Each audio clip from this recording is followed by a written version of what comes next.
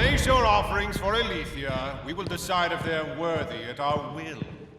I offer nothing. You presume to seek audience with the Oracle, and yet you bring no offerings? Bold. Stupid, but bold.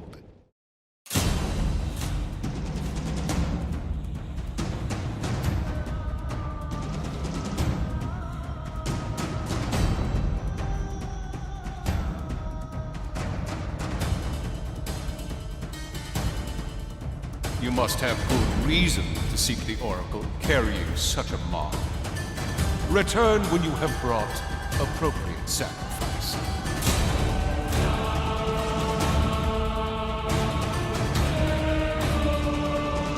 I have come to see the Oracle, and that is what I intend to do.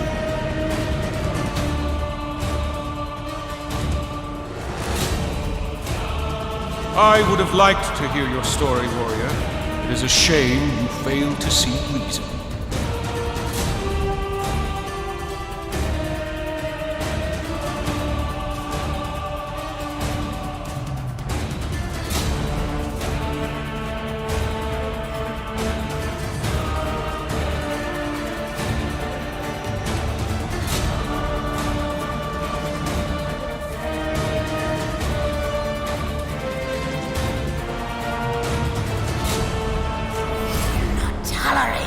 Impudence. You will not see her.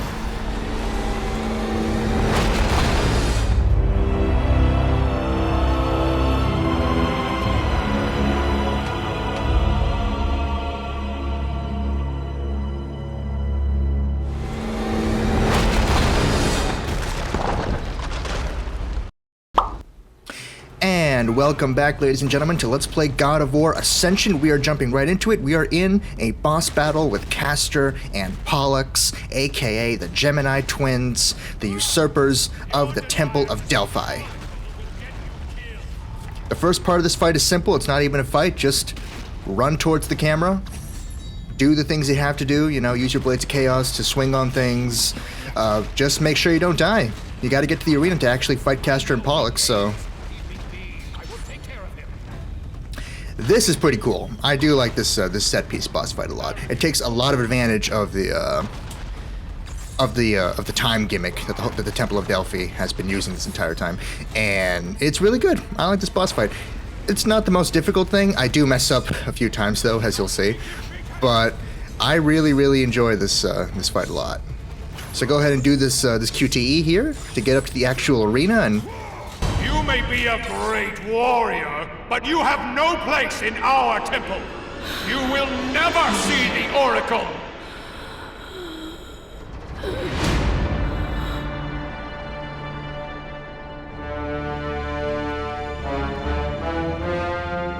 My, quite persistent, isn't he? His persistence only means his death.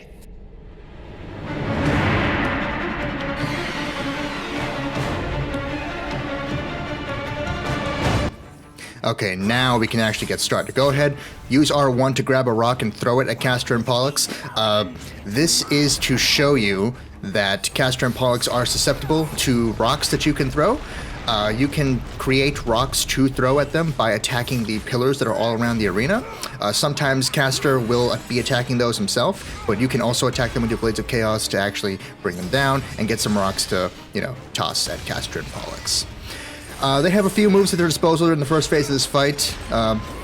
They can go ahead and do some shockwave attacks. That particular shockwave attack right there, they can strike you with their sword. Obviously, the shockwave attack, you want to roll out of the way for that. Everything else you can basically block, except for that that attack right there. That attack right there you cannot block, but everything else, with the exception of this, you can basically block. So it's just a combination of blocking and rolling, and, you know, you'll be fine for the first phase. Ultimately, not very difficult at all to start off with. But check this out. I slow it down here because look at how much damage that fucking shockwave does. As compared to all the other attacks that Castor and Pollux can do, That stupid shockwave, similar to the Juggernaut's, is inconsistent and just does so much fucking damage compared to everything else. Even that slam down attack that you can't block didn't do as much damage as stupid shockwave. It's ridiculous how much damage some things do and other things don't. By the way, that you saw the green health orbs pop out of him. That indicates the end of a phase of a boss battle. So when you get green orbs to pop out, you saw this before in the Hecaton.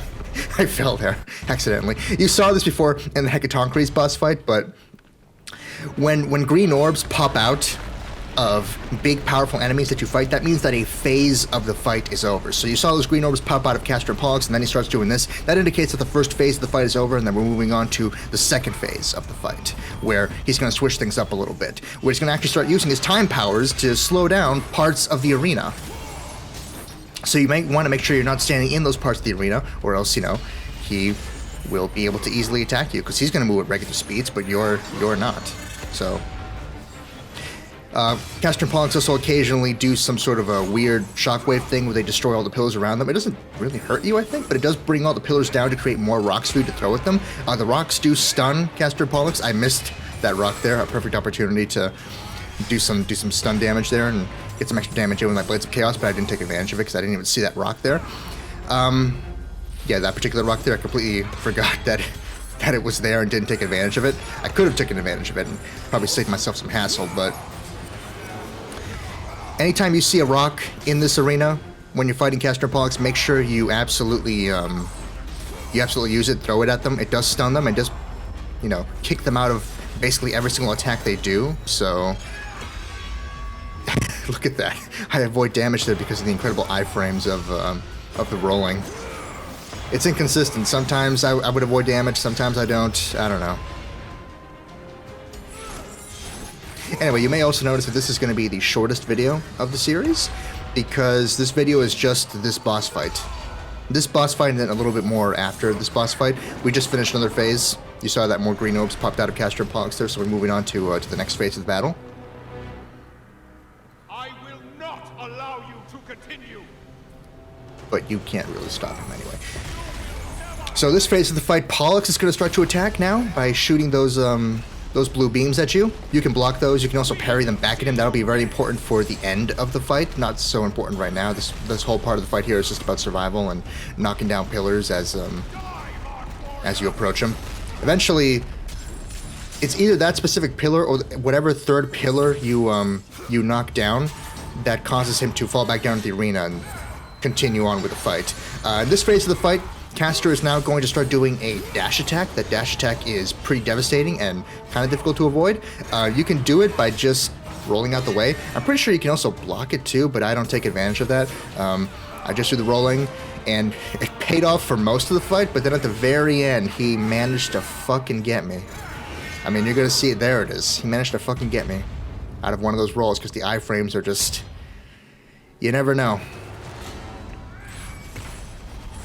And then I also die one more time right here because of the time stop. This time slowdown powers forced me to jump into a pit again, so that's great. Now that is the last time I die though, so...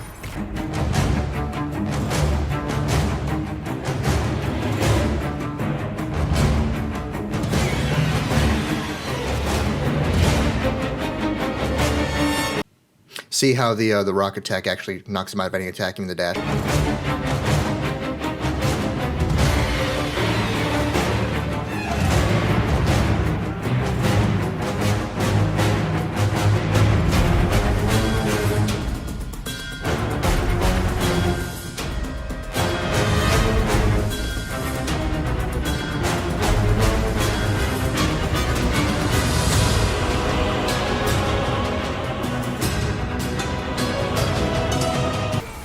Okay, and we should be back now to where I was before, because when I died that first time with that bad roll, I was really, really close to this part of the fight. So when you get to this part of the fight, just make sure you run all the way back to towards the camera to make sure you don't actually fall in a pit and die again. Stop toying with this fool! Kill him, Caster!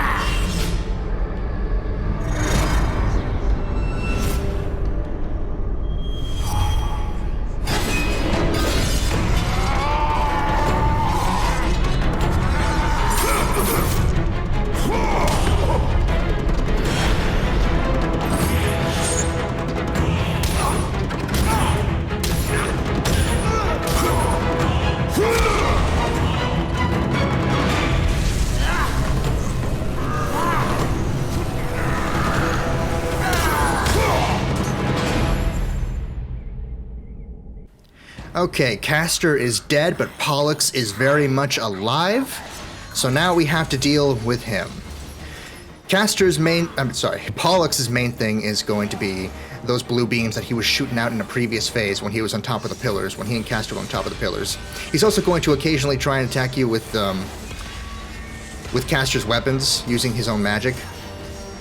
You can parry back the blue beams, as I mentioned before. And you can also roll out of the way of his close range attacks. This is a patience game. Just stay away from him. Let Pollux shoot his beams. If you're able to get close to him, I'd go ahead and take advantage of that. And, try and do some extra chip damage to move on to the final phase of this fight.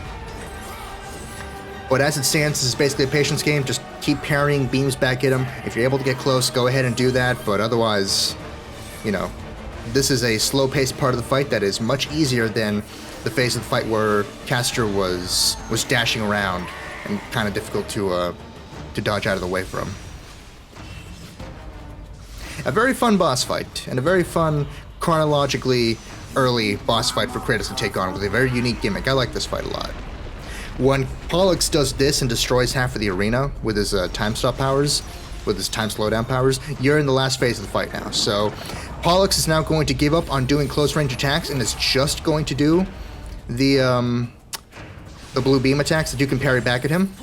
You can also throw rocks at him as usual, as you can for this whole fight, and that's just as effective. And before you know it, you'll be done. Just a few parries and you will be able to move on to the final QTE and continue on from where we are now and actually get to meet the Oracle. And I think one more parry here is going to be enough. Let me see. Yeah, there it is. You are strong, but Castor is unstoppable. You have sealed the Oracle's fate. You will never know the truth.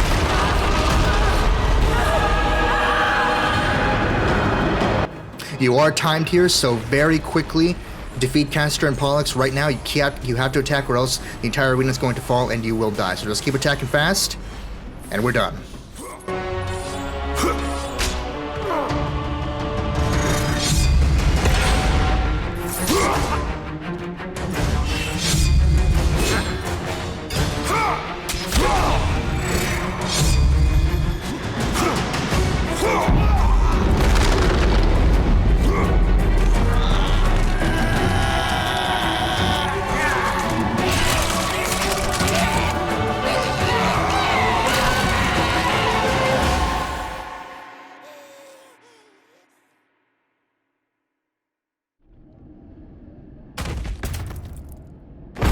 It was my brother who betrayed me. Betrayed us all.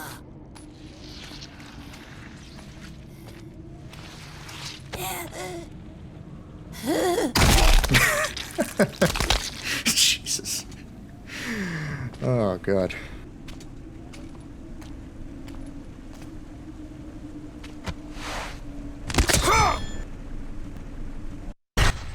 The Amulet of Ouroboros, our first piece of gear that is not just the Blades of Chaos, stolen from the Oracle Alethea by the prophet Castor. It is now under the possession of Kratos. So yeah, it was a fun boss fight, wasn't it? I really enjoy that boss fight. It's a good boss fight. That's a really fun way to. That's a really fun little set piece to kick off, to end up this. To really bookend this first third of the game here. I like that a lot. So the Amulet of Ouroboros does have utility in combat and in regular gameplay, but it also has puzzle capabilities. We can use it to heal or decay certain things in the environment to create platforms for us to, actually maneuver around and get from place to place that we wouldn't be able to before. So that's pretty cool. Like I said, though, this does have capabilities in combat, so we will be getting into that next time. Not this time, but next time we will be getting into what the Amulet of Ouroboros does, not just for puzzles, but in general, and why having this is a game changer for the second half of the game. Well, this and one other thing makes the second half of the game a game changer and easier than the first half by a long shot. You can only activate the amulet when you see that little blue streak of light there. That's when you'll be able to activate it and actually be able to heal or decay things around you. It'll be more obvious as we do more puzzles when you can actually interact with it with the amulet and when you can't. Uh-oh.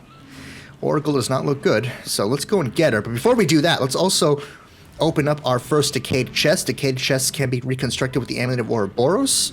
You can barely see it here. You get a better example of it in the next video.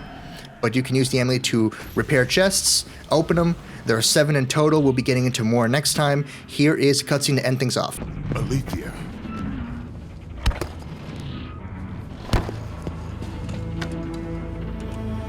The relic you carry has no effect on me.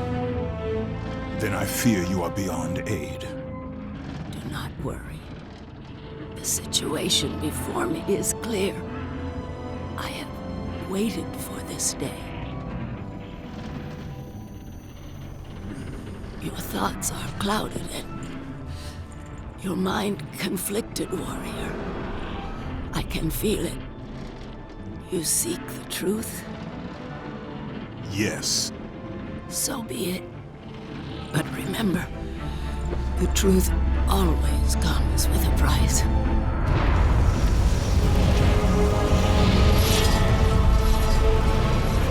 Enemies.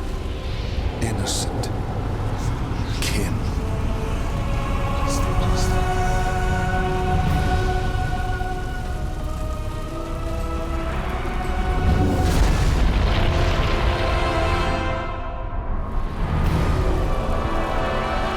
Your bond is complete. What's done is done. It cannot be undone.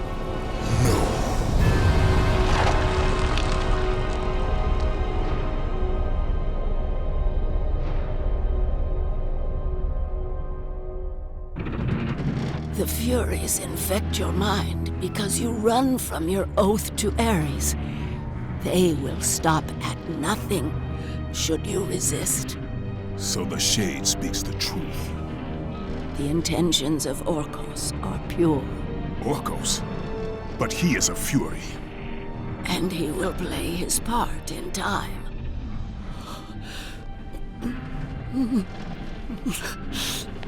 My time grows short. To be free of the madness that infects you, you must defeat those who hold your bond with the god of war. How can I defeat the Furies when all I see is illusion? Across the sea, the lantern of Delos keeps the eyes of truth. Delos? Find the eyes, and they will show you the path to freedom.